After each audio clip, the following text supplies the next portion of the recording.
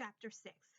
About 10 minutes later, the bell rang for tea, and as Virginia did not come down, Mrs. Otis sent up one of the footmen to tell her. After a little time he returned and said that he could not find Miss Virginia anywhere, as she was in the habit of going out to the garden every evening to get flowers for the dinner table. Miss Otis was not at all alarmed at first, but when 6 o'clock struck and Virginia did not appear, she became really agitated and sent the boys out to look for her for a while she herself and Mr. Otis searched every room in the house.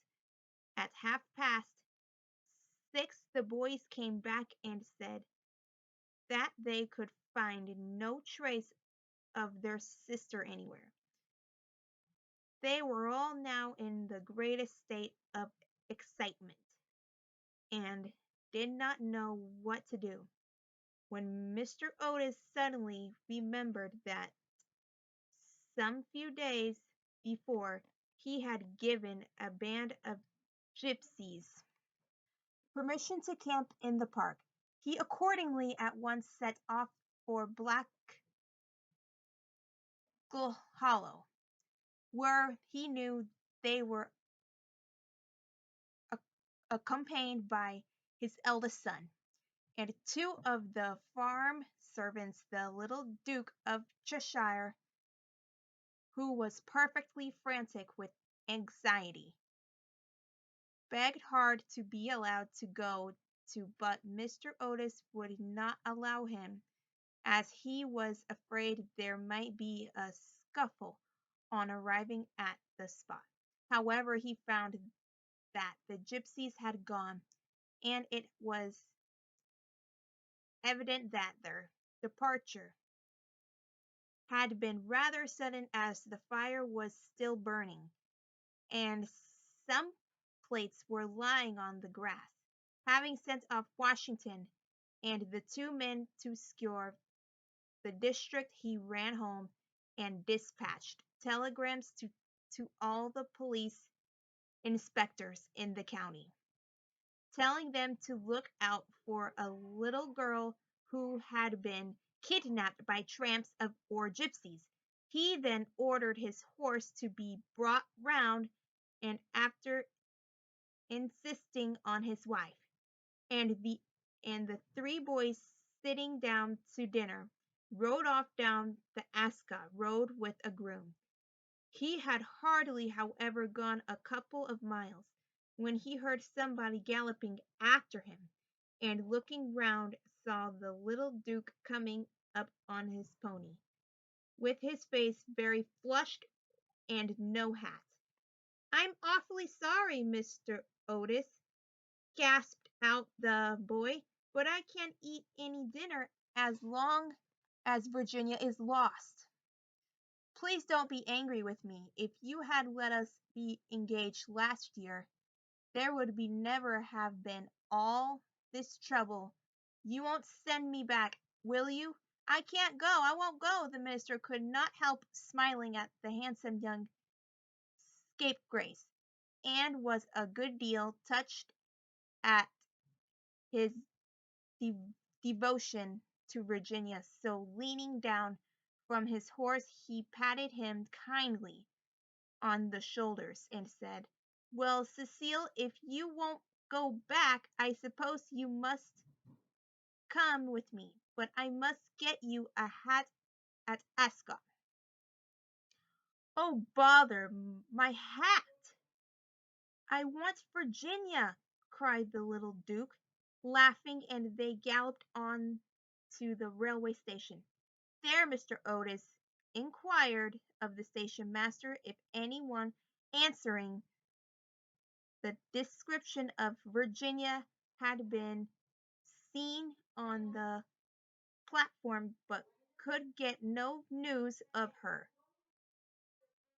The station master, however, wired up and down in the line and assured him that a strict watch would be kept from her, and after having bought a hat from the little Duke from a linen draper who was just putting up his shutters, Mr. Otis rode off to Bexley, a village about 4 miles away, which he was told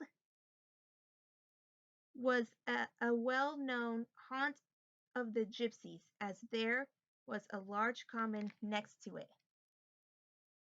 Here they roused up the uproar policeman, but could get no information from him.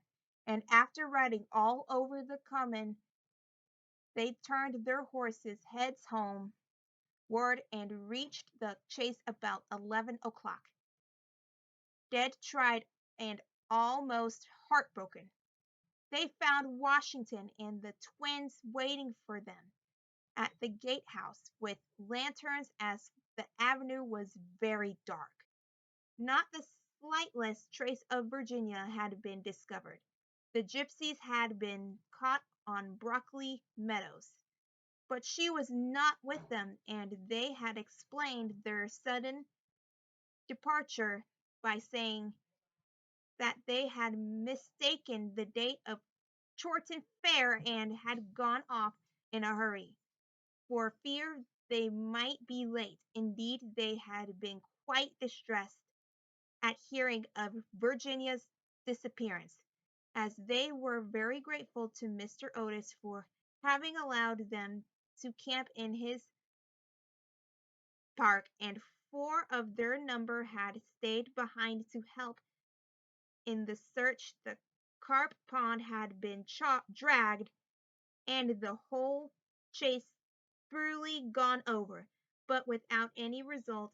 It was evident that for that night, at any rate, Virginia was lost to them, and it was in a state of the deepest depressions that Mr. Otis and the boys walked up to the house, the groom following behind with the 2 horses and the pony. In the hall, they found a group of frightened servants, and lying on a sofa in the library was poor Miss Otis, almost out of her mind with terror and anxiety, and having her forehead bathed with eau de cologne by the old housekeeper. Mr. Otis at once insisted on her having something to eat and ordered up supper for the whole party. It was a melancholy meal, as hardly anyone spoke, and even the twins were awestruck and subdued, as they were very fond of their sister. When they had finished, Mr. Otis, in spite of the entreaties of the little Duke, ordered them all to bed, saying that nothing more could be done that night, and that he would telegraph in the morning to Scotland Yard for some detectives to be sent down immediately. Just as they were passing out of the dining room, midnight began to boom from the clock tower, and when the last stroke sounded, they heard a crash and a sudden shrill cry. A dreadful peal of thunder shook the house. A strain of unearthly music floated through the air. A panel at the top of the staircase flew back with a loud noise, and out on the landing, looking very pale and white, with a little casket in her hand, stepped Virginia. In a moment they had all rushed up to her.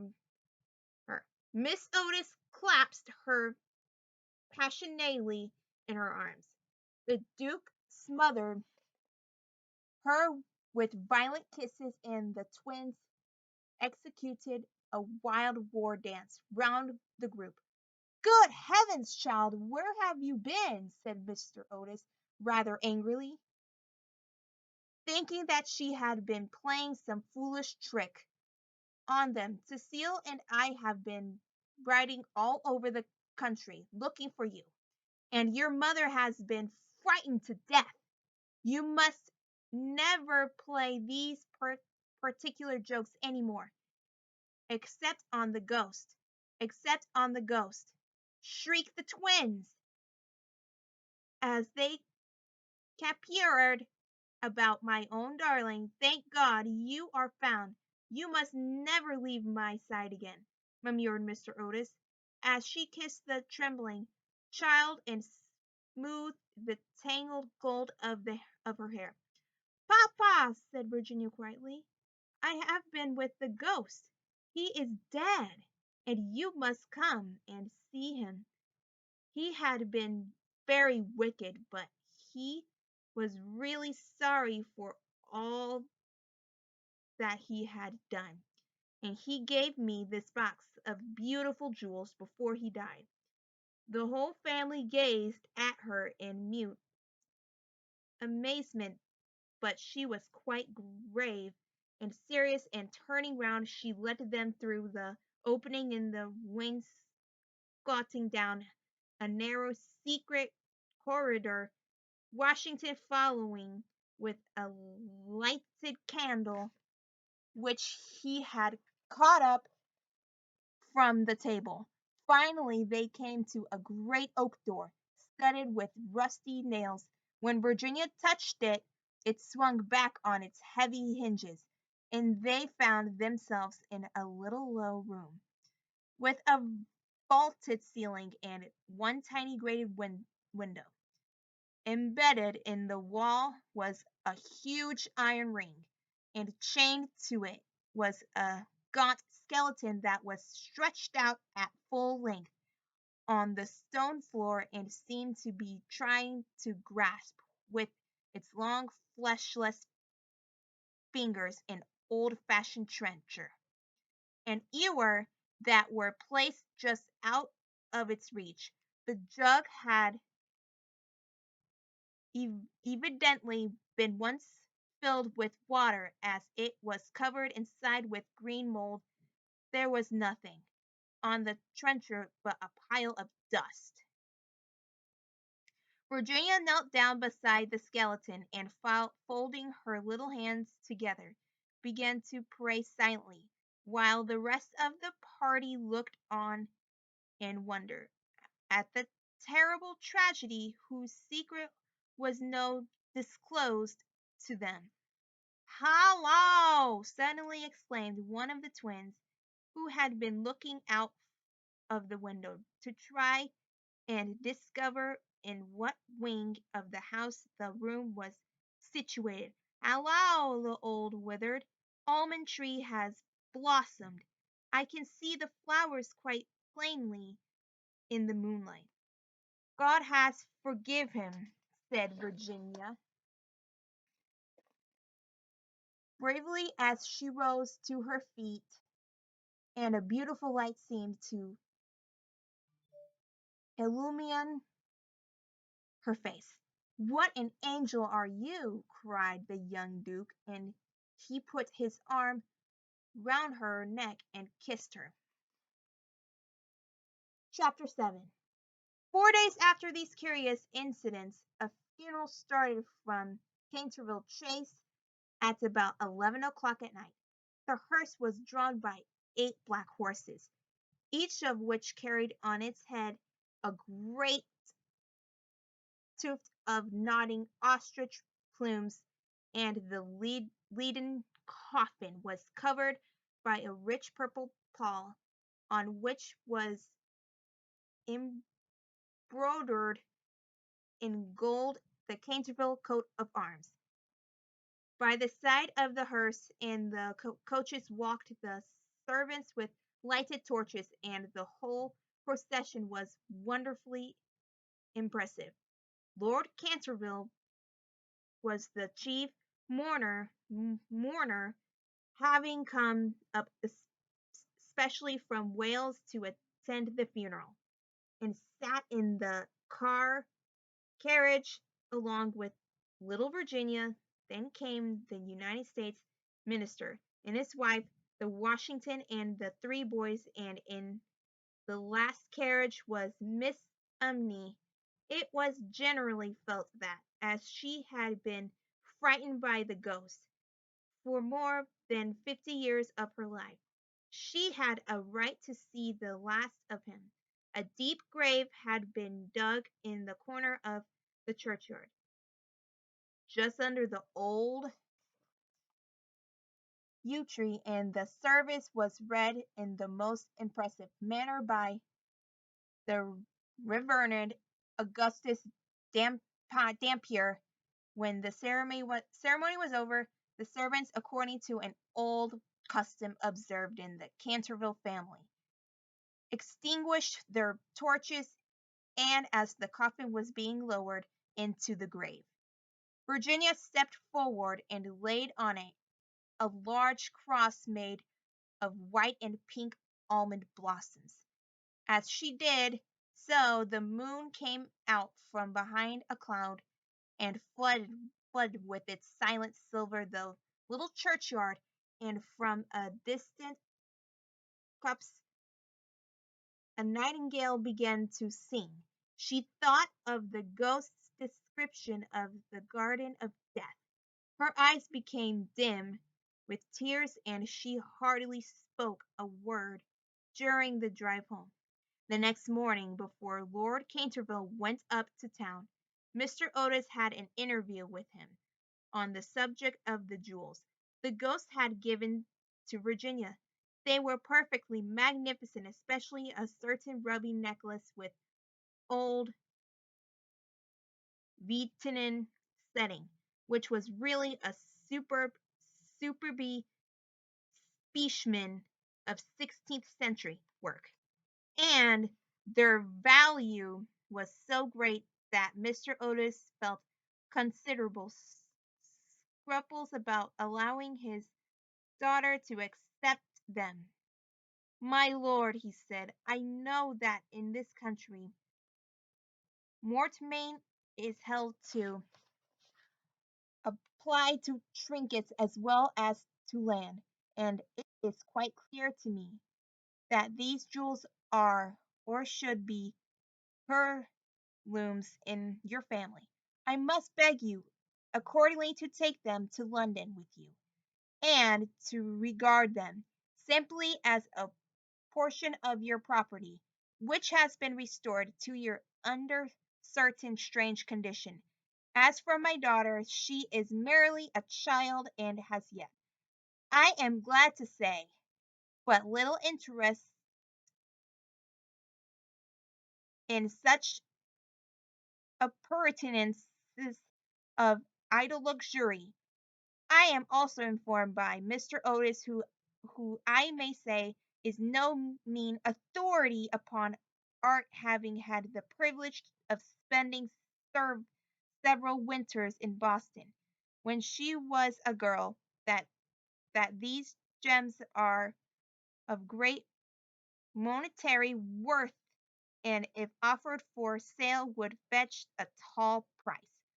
Under these circumstances, Lord Canterville, I feel sure that you will recognize how impossible it would be for me to allow them to remain in the possession of any member of my family.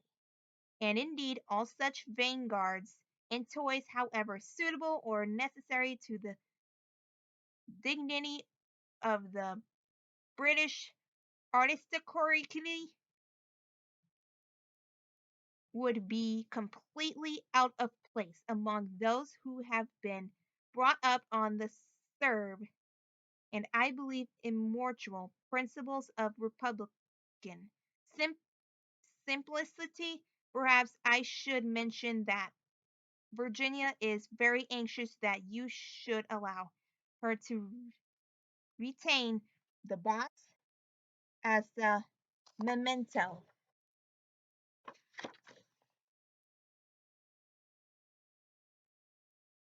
of your unfortunate but misguided ancestor as it is extremely old and consequently a good deal out of repair. You may perhaps think fit to comply with her request. For my own part, I confess I am a good deal surprised to find a child of mine expressing sym- sympathy with medievalism in any form, and can only account for it by the fact that Virginia was born in one of your London suburbs shortly after Miss Otis had returned from a trip to Athens. Lord Canterville listened very gravely to the worthy minister's speech, pulling his grey moustache now and then to hide an involuntary smile, and when Mr. Otis had ended he shook him cordially by the hand and said, "My dear sir, your charming little daughter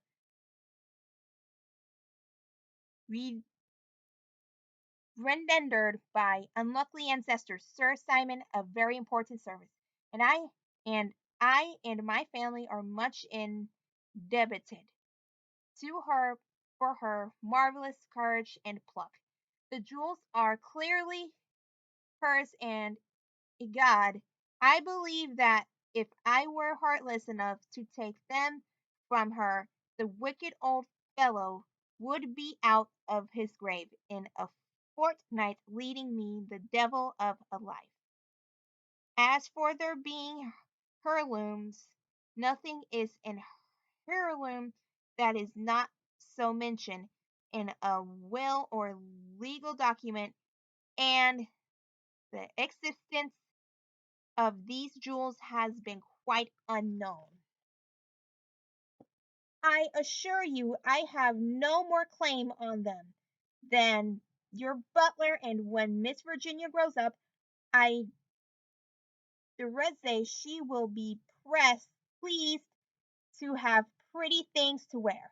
Besides, you forget, Mr. Otis, that you took the furniture and the ghosts at the valuation, and anything that belonged to the ghost passed at once into your possession, as whatever activities Sir Simon may have shown in the corridor at night in the point of the law. He was really dead, and you acquired his property by purchase.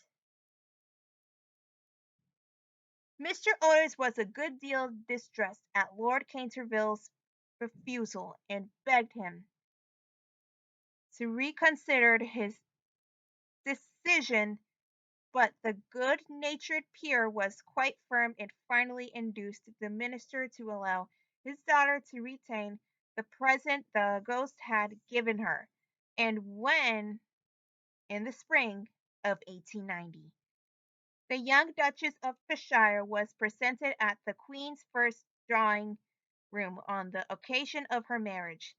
Her jewels were the universal theme of adoration, for Virginia received the coronet, which is the reward of all good little American girls, and was married to her boy lover as soon as he came of age.